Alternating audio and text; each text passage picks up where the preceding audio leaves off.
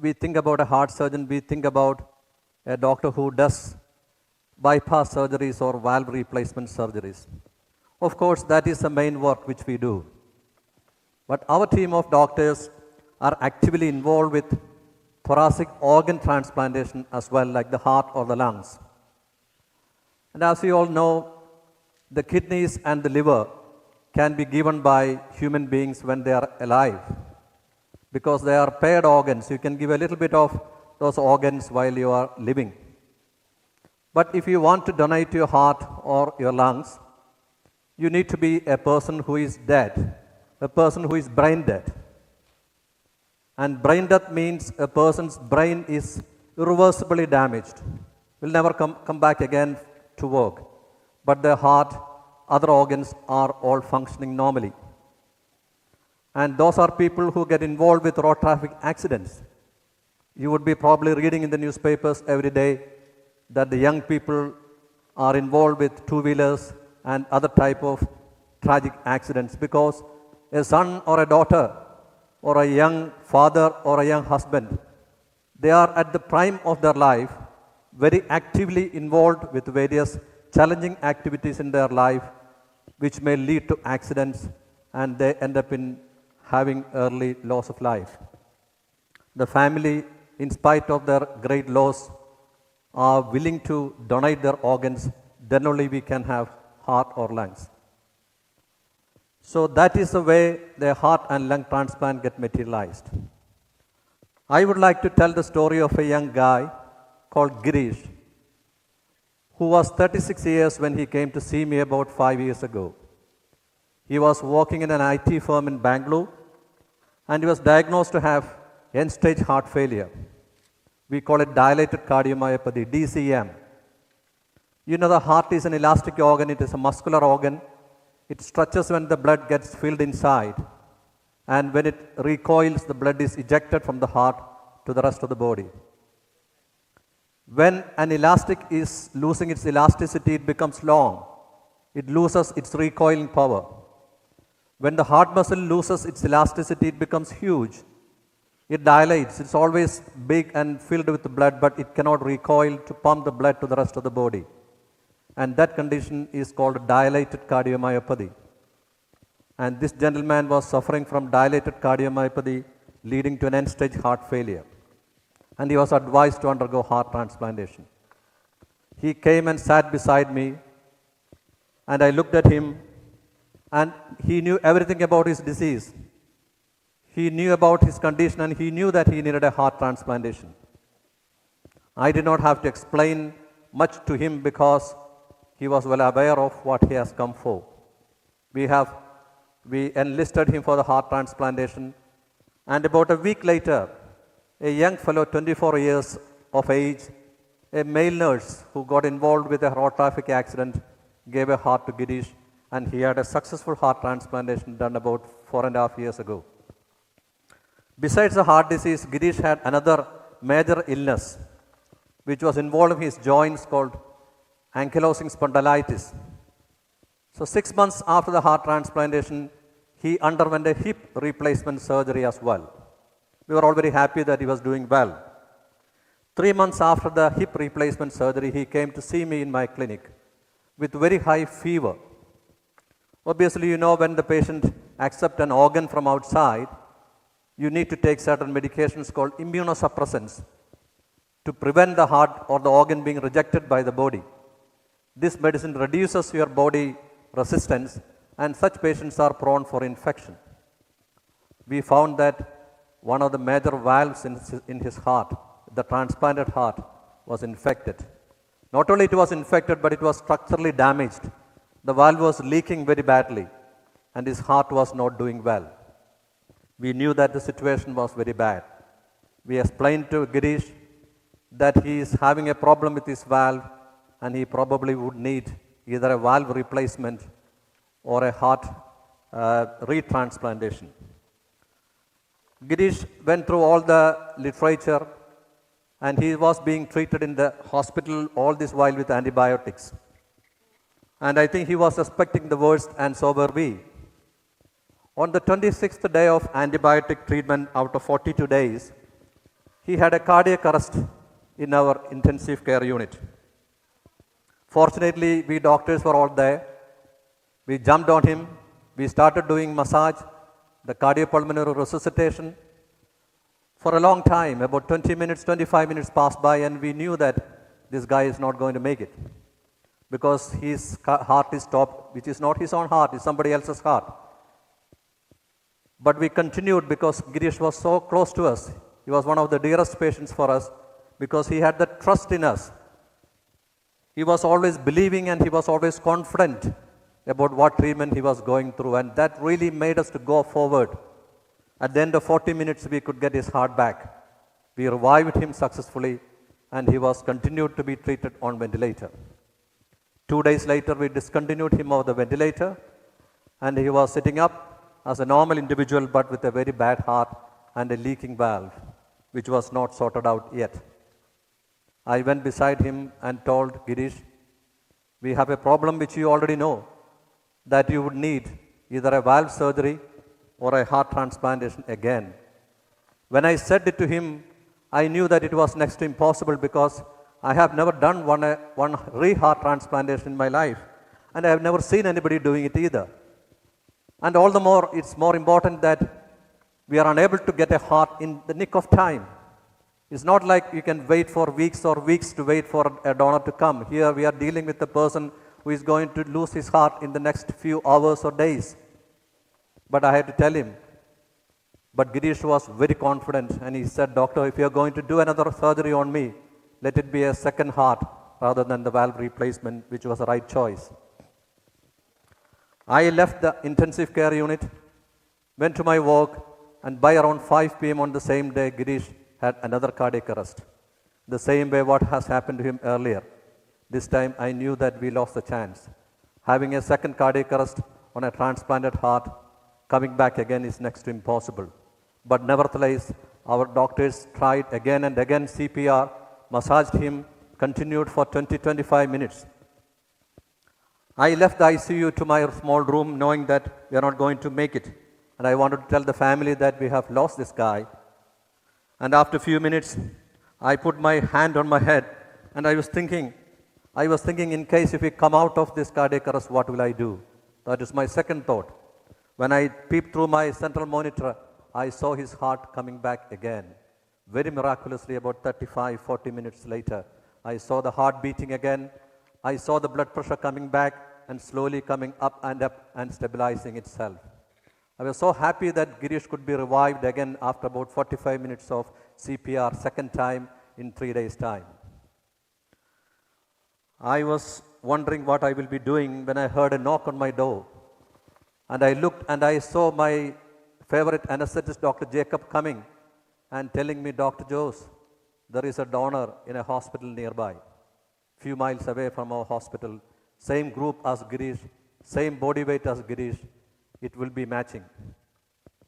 2 days later, when Girish was sitting on the bed having his cornflakes early in the morning, I was wondering how we could do this great mission.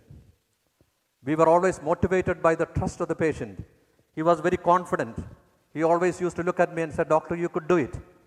And rather than the doctor giving confidence to the patient, this gentleman kept on giving me and my team confidence, which made us to persevere and persevere and persevere. And he is at the moment is the only gentleman in the whole of our country living with a third heart beating on him for the last 3 years. Another story of a young fellow, it's not a story, it's a real thing about a young lady called Shruti. She was 19 years when she came to see me. The Shruti of her heart was gone.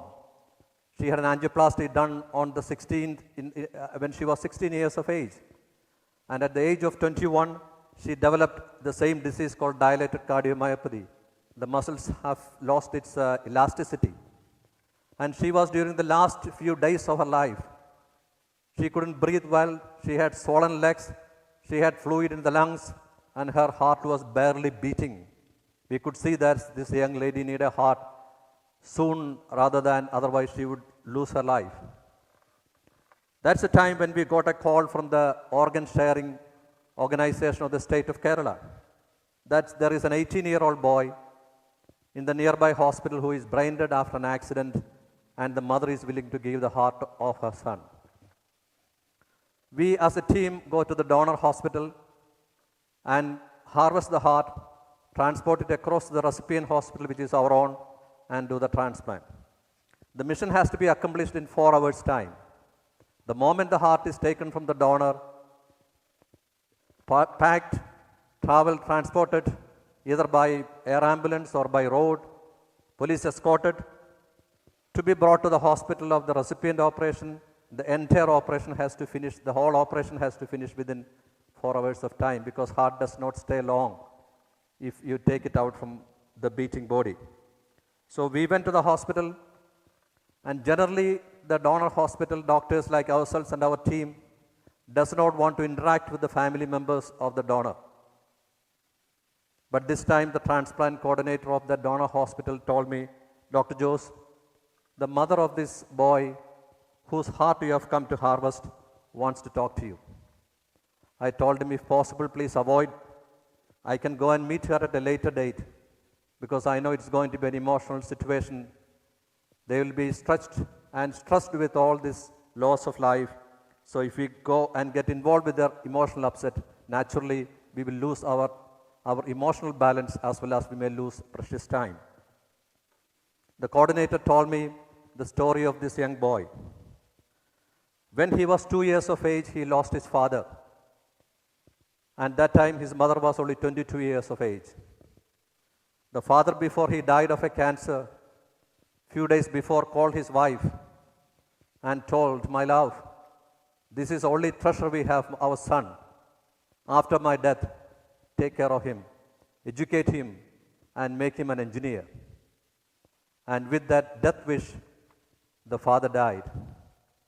And the mother, at the age of 22, without getting married again, just lived for her only son, the only bit which her husband left behind for her to take care of.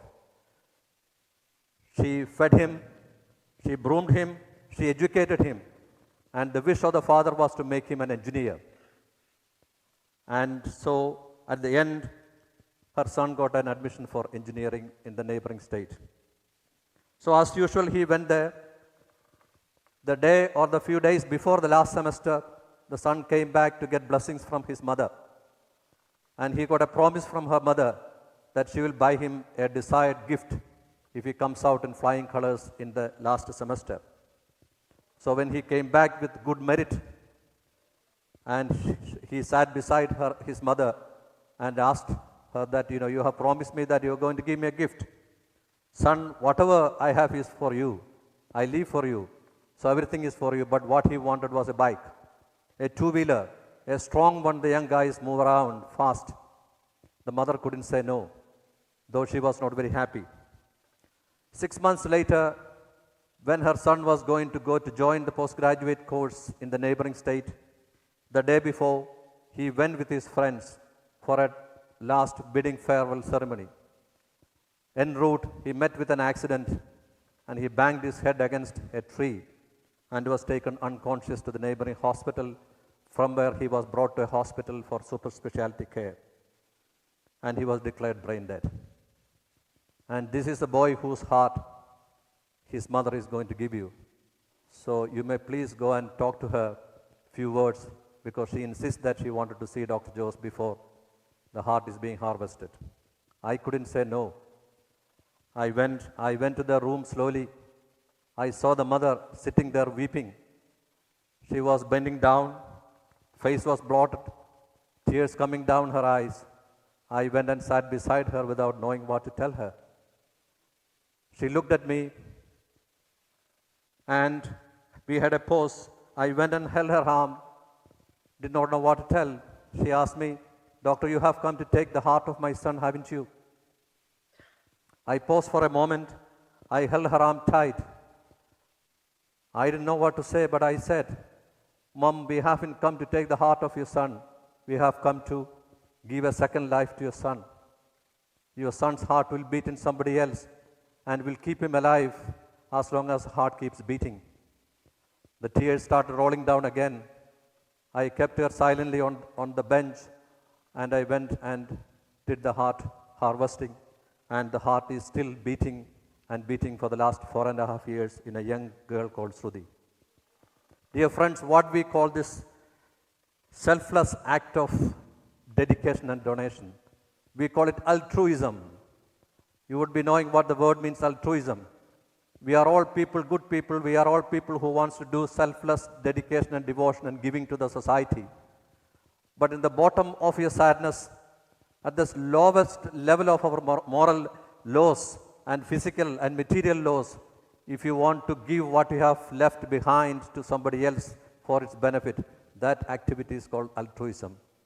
This is a mother who lost her husband when she was 22 and grew up her son from the age of 2 years, brought him up, made an engineer as her husband wished, and did post-graduation. And at the end of the day, she lost everything what she has dreamt for, lived for. And the depth of her loss, she has taken the heart away from her son and gave it to somebody else to live. That is a great act of altruism, selfless dedication and goodness to the society being offered. Look at our society nowadays. We fight on religion, we fight on money, we fight for possessions and nations and politics and everything. But we know the organs have no color, organs have no religion, organs have no race or any divisions or disparity. It suits everybody. So that is the message which the organ donation brings to the society. It's not only the giving life to another individual, but also the great sacrifice which we do to the rest of the society.